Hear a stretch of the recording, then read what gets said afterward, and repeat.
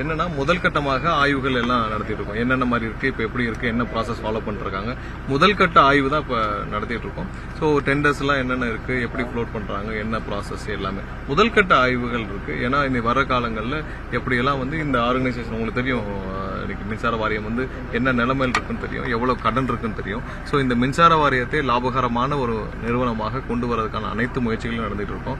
இதுவரைக்கும் இருந்த பழைய திமுக அரசுல பல இடங்கள்ல முறைகேடுகள், விதிமீறல்கள் நடந்திருக்கு. ஸோ அதுல நிறைய சிபிஐக்கெல்லாம் இன்னைக்கு ஹேண்ட் ஓவர் பண்ணப்பட்டிருக்கு. ஸோ அது மாதிரியான தவறுகளை கண்டிப்பாக நம்ம நிறுத்த வேண்டிய கட்டாயத்தில் இருக்கோம்.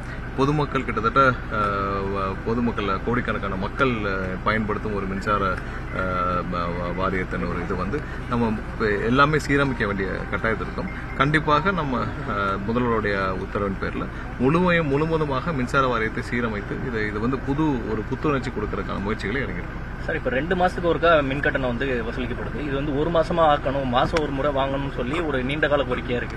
இது உங்களால முன்னெடுக்க முடியுமா, இல்ல இந்த மாதிரி இதுல ஒரு விஷயம் என்னன்னா, கண்டிப்பாக ஊழியர் பற்றாக்குறை இருக்கு, பெரிய அளவில் ஊழியர் பற்றாக்குறை இருக்கு.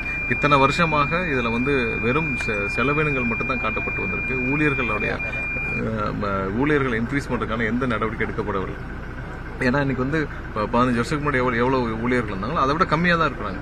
ஸோ ஊழியர்களை அதிகப்படுத்தி விட்டு தான் நம்ம இதை பண்ணோம். ஏன்னா மீட்டருக்கு போய் கணக்கு எடுக்கணும் இல்லையா, ஒவ்வொரு இடத்துல போய் கணக்கு எடுக்க வேண்டிய பட்டாயம் இருக்கும். ஸோ இதெல்லாம் கண்டிப்பா பொதுமக்கள் பயன்பாடுக்கு, பொதுமக்களுக்கு என்ன நியாயமாக போய் சேரணும், பொதுமக்களுக்கு எவ்வளவு பயன்பட முடியுமோ அதை நோக்கி தான் இந்த நிறுவனம் நகர்மே தவிர்த்து எல்லாத்தையும் சீரமைச்ச பிறகு கண்டிப்பாக அனைத்தும் பொதுமக்களுக்கான பொதுமக்கள் பயன்படும் வகையில் எல்லாம் மாற்றம். 200 யூனிட் ஃப்ரீன்னு சொல்லியிருக்காங்க. அப்ப அந்த 200 யூனிட் மாசம் ஒரு முறை வரும்போது மக்களுக்கு அது பயனுள்ளதா இருக்கும். இப்ப 2 மாசத்துக்கு ஒரு வரும்போது அது எந்த அளவுக்கு பயனுள்ளதா இருக்கும்? இல்ல, அதுக்கு தக்கனதானே இப்ப நம்ம போட்டிருக்கோம். ஆல்ரெடி 10ஆம் தேதியிலிருந்து அந்த ஆர்டர் பப்ளிஷ் ஆயிடுச்சு. சோ என்ன வாக்குறுதிகள் கொடுக்கப்பட்டதோ அது நிறைவேற்றப்பட்டிருக்கு.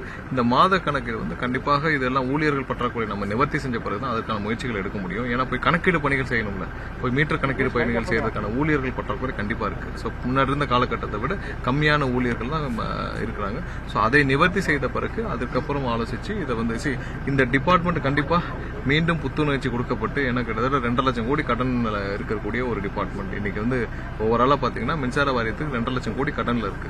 ஸோ இந்த முழுமையாக இந்த மின்சார வாரியத்தை சீரமைச்சு இதை முற்றிலும் லாபகரமாக ஒரு நிறுவனமாக மாற்றி இதை முற்றிலும் மக்கள் பயனடையும் வகையில் மாற்றக்கூடிய அனைத்து சாத்தியக்கூறுகளும் இருக்கு.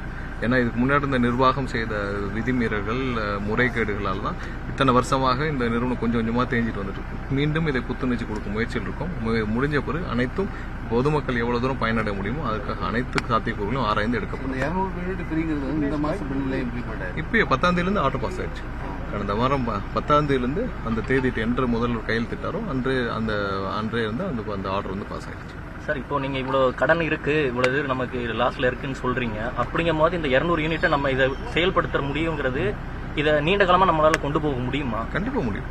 அதுக்கான சீரமைப்பு வேலைகள் தான் செஞ்சுட்டு இருக்கோம். இதை கண்டிப்பாக சீரமைச்சால் கண்டிப்பா முதல்வர் முதல்ல எங்களுடைய தேர்தல் வாக்குறுதியிலே சொல்லியிருப்பார், இருக்கிற கரப்ஷனையும் இருக்கிற முறைகேடுகளையும் இருக்கிற எங்கெங்கெல்லாம் கையாடல் இருக்கிறதோ அதை தவிர்த்தாலே போதும் கண்டிப்பாக அனைத்து துறைகளும் சீரமைக்கப்படும் சொல்லிட்டு எங்களுடைய தேர்தல் வாக்குறுதியில் கொடுக்கறப்ப முதல்வர் சொல்லியிருப்பார்.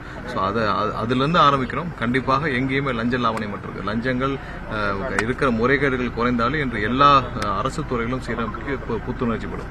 ஸோ அந்த முயற்சியை தான் முழு மூச்சில் செஞ்சுட்டு வரோம். கண்டிப்பா அது நல்லபடியாக நடக்கும்.